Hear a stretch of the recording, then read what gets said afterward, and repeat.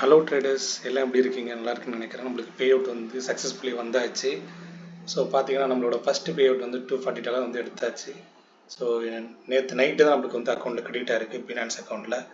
So பார்த்தீங்கன்னா நம்ம வந்து $378.41 வந்து ரெக்வஸ்ட் கொடுத்துருந்தோம். 8% போக $300 கிட்ட வரணும். பட் இதில் நான் உங்களுக்கு ஒரு ரூல் சொல்லியிருந்தேன்.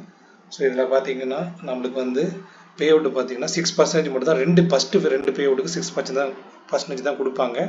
நம்ம எவ்வளோ வேணால் ப்ராஃபிட் எடுத்தாலுமே $300 தான் நம்ம பே அவுட் ரெக்வஸ்ட் கொடுக்க முடியும். 240 கிரெடிட் ஆகும் ரெண்டு பே அவுட்டுக்கு. அதுதான் இதோட ரூல்ஸு. அதுக்கு மேலே இருக்க அக்கௌண்ட் வந்து நம்மளுக்கு கேரி ஃபார்வர்ட் ஆகுமா, அந்த பேலன்ஸ் இருக்கிற ப்ராஃபிட் வருமானு பார்த்தா கண்டிப்பாக வராது. ஸோ நான் அப்படி தான் நினச்சேன், பட் அந்த மாதிரி வரல. ஸோ இங்கே நேற்று ப்ராஃபிட் வந்து $117 வந்து ப்ராஃபிட் எடுத்திருக்கேன் ரீசெட் ஆனதுக்கப்புறமா. ஸோ அதனால தான் இந்த பேலன்ஸ் வந்து நிற்குது. கண்டிப்பாக வந்து $300 நம்ம ப்ராஃபிட் எடுத்தாலே போதும். அதுக்கு மேலே ரெண்டு பே அவுட்டுக்கு மட்டும்தான் இந்த ரூல்ஸ் வந்து கேப் ரூல்ஸ் வந்து இருக்குது. அதுக்கப்புறம் இந்த கேப் வந்து ரிமூவ் பண்ணிவிடுவாங்க. அதுக்கப்புறம் நம்ம என்ன ப்ராஃபிட் எடுக்குமோ ஆட்டோமேட்டிக்காக நம்ம எடுத்துக்கலாம், ஃபுல்லாகவே எடுத்துக்கலாம். இதில் வந்து பேலன்ஸ் வச்சுட்டு அடுத்த மாதத்துக்கு கேரி ஃபார்வர்ட் மாதிரி எதுவுமே இல்லை.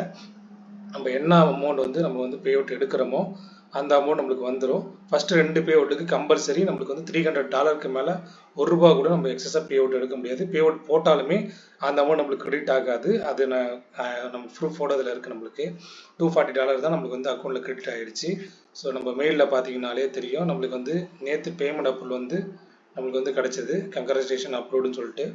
ஸோ அதில் பார்த்தீங்கன்னா அதுக்கப்புறம் நம்மளுக்கு வந்து டெபாசிட்டில் வந்து நம்மளுக்கு வந்து ஆகிடுச்சு. ஸோ நம்மளோட அக்கௌண்ட்டில் டெபாசிட் ஆட்டோமேட்டிக்காக நம்மளுக்கு பினான்ஸ் அக்கௌண்ட்டில் ஆகிடுச்சு. கிரிப்டோவை நான் பார்த்தது.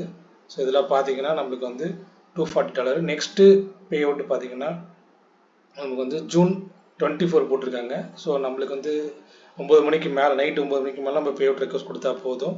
ஸோ அடுத்த பே அவுட் ஈஸியாக வரும்னு சொல்லியிருக்காங்க கஸ்டமர் கேர் நான் சேட் பண்ணும்போது.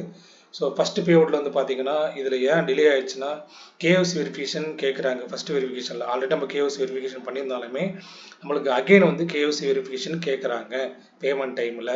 அதுக்கு நான் கேட்டதுக்கு வந்து இது எப்பயுமே நாங்கள் வந்து ரெகுலராக பண்ணுற மெத்தடு, பே அவுட் பண்ணும்போது KYC வெரிஃபிகேஷன் பண்ணுவோம் அப்படின்ற மாதிரி மென்ஷன் பண்ணிருக்காங்க. ஸோ அதனால் கோட் ஃபண்டட் ட்ரேடரில் நீங்கள் ட்ரேட் பண்ணும்போது நீங்கள் பே அவுட் எடுக்கும்போது இந்த மாதிரி யாராச்சும் ஃபேஸ் பண்ணியிருந்தீங்கன்னா எனக்கு வந்து கீழே கமெண்ட்ஸில் பண்ணுங்கள். வேறு ஏதாச்சும் கோட் ஃபண்டட் ட்ரேடரில் உங்களுக்கு ஏதாச்சும் டவுட்னா சொல்லுங்கள், நான் அதை வந்து செக் பண்ணிவிட்டு உங்களுக்கு வந்து வீடியோ க்ரியேட் பண்ணி போடுறேன். ஸோ நம்ம வந்து பே அவுட் எடுத்ததுக்கப்புறம் செகண்ட் பே அவுட் வீடியோவை நம்ம வந்து மேக் பண்ணி போடுவோம். அதுக்கப்புறம் நம்மளுக்கு வர்றது எல்லாமே பே அவுட் எடுக்கிறதுலாம் உங்களுக்கு வந்து இந்த வீடியோ நம்மளோட சேனலில் வந்து அப்டேட் ஆகும். ஸோ மறக்காமல் சப்ஸ்கிரைப் பண்ணி வச்சுக்கோங்க.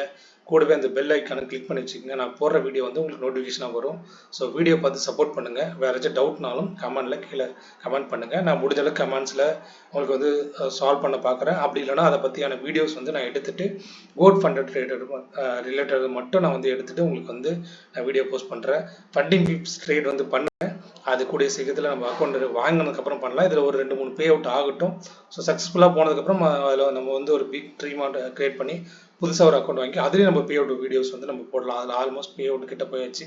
பட் ஒரு சிலதுனால நம்மளுக்கு வந்து அக்கௌண்ட் ரீச் ஆயிடுச்சு. ஸோ அதனால் அதுலேயும் நம்ம பண்ணலாம். மறக்காமல் வாட்ச் பண்ணுங்கள், சப்ஸ்கிரைப் பண்ணுங்கள். தேங்க்யூ.